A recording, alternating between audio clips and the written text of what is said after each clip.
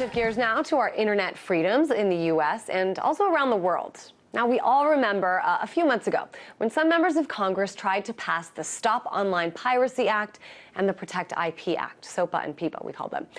Websites like Wikipedia and thousands of others staged protests and blackouts. And soon enough, people were paying so much attention that those two pieces of legislation were actually voted down. Well, it turns out SOPA's evil twin brother is back. And his name is the Intellectual Property Attaché Act. I want you to take a look at this is wording from the two bills. Can you tell which is which? It's really hard because both talk about advancing intellectual property rights and preventing infringement. But the new one calls for the creation of a class of political officers who will see to it that all U.S. trade negotiations and discussions advance SOPA-like provisions abroad. That will make it easier at a later date to simply get the U.S. to comply. Now, this bill, thanks to Texas Republican Congressman Lamar Smith, is simply SOPA 2.0. Earlier, I was joined by Aaron Swartz, founder and executive director of Demand Progress, and I asked him about some of the biggest concerns in this new legislation. Take a listen. Well, it's part of a larger process of what the U.S. does, which is take the most extreme, most maximalist interpretation of copyright law, and if they can't get it passed in the United States, go and try and get it passed in other countries. So this would actually provide more funding for this work, where they go around to other countries, try and get them to change their laws to be more extreme, and then, of course, they come back home and say, oh, well, we have to compete with these other countries. We have to make our laws more extreme, too. So it's a way of policy laundering, of getting other countries to pass laws they can't pass here at home. So in terms of these attachés or these officials, you say they would go to other countries and try to persuade leaders there. I mean, what would be their actual job when they do travel to these other countries? How would they convince them? I mean, they use the economic and military might of the United States. So we've seen in some of the WikiLeaks cables, some details have come out about this, where they say, look, you know, we're going to cut you out of U.S. trade deals. We'll cut you out of U.S. military support. They use all the pressure that the United States has to force these other countries to adopt policies that their own citizens don't want. And, we should mention this is not just going on, this sort of laundering, as you say, here in the U.S. We saw just last week the European Parliament vote to reject ACTA, and they seem to be sort of trying this backdoor approach as well. The European Union plans to use the Canada-EU trade agreement to implement these ACTA provisions. Talk a little bit about what's going on with that. Yeah, I mean, there's this interesting thing. You see it in the U.S. Constitution, and you see it in the EU as well, where treaties with other countries don't have to go through quite the same scrutiny as the normal process of passing a law. So if there's something that gets rejected by the Congress in the United States, what they'll often try and do is sneak it into a treaty with another country and say, well, we're not voting on it anymore. It was just part of a treaty, and now we have to abide by it. And so we're seeing the EUs do the same thing, where ACTA, a clear vote on this question, was voted down enormously, no chance of coming back. But now they're going to try and sneak it into a much larger trade agreement and say, look, to keep trading with these other countries, we need to sign on to exactly the same provisions. I guess I'm curious, I mean, what are these lawmakers, Lamar Smith of Texas, for example, who was also involved in the original SOPA, what do they have to gain? I mean, why are they doing this?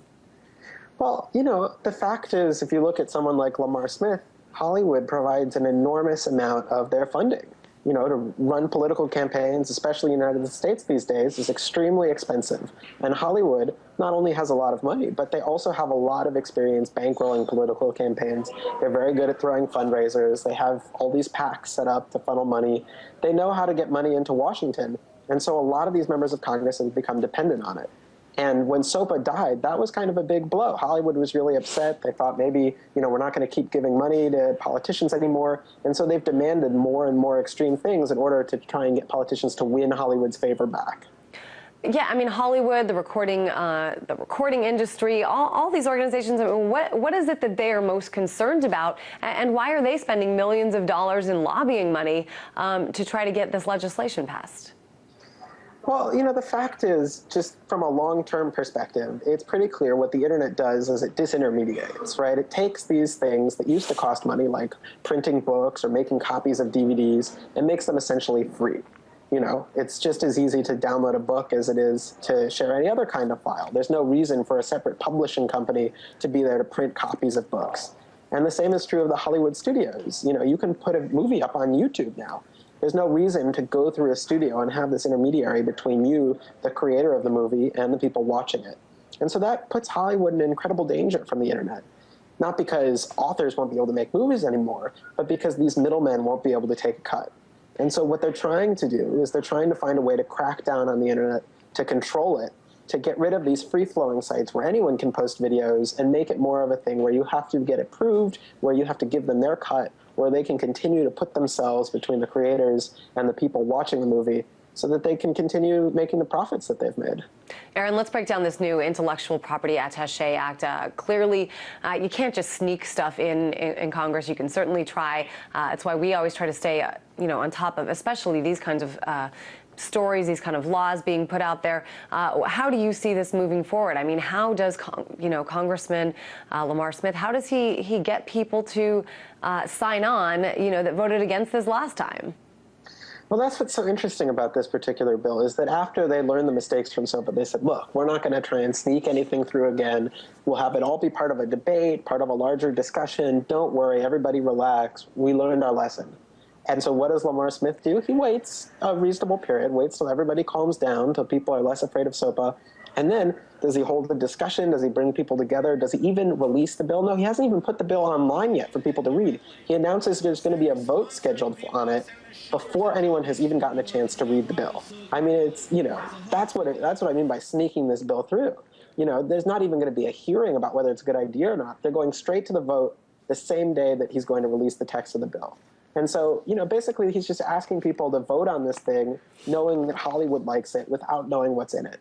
That's the kind of dangerous and irresponsible tactic that got Congress rightly criticized under SOPA.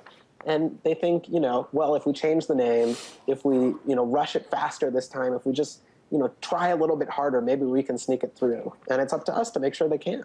Well, it's so interesting, Aaron. I don't know if, the final bill, but I have a copy right here of, as it is now. And it's so interesting because in the first line, what it says is to create a level playing field for American innovators and American job creation. It's just crazy to me how, the wording can really mislead what's going on here.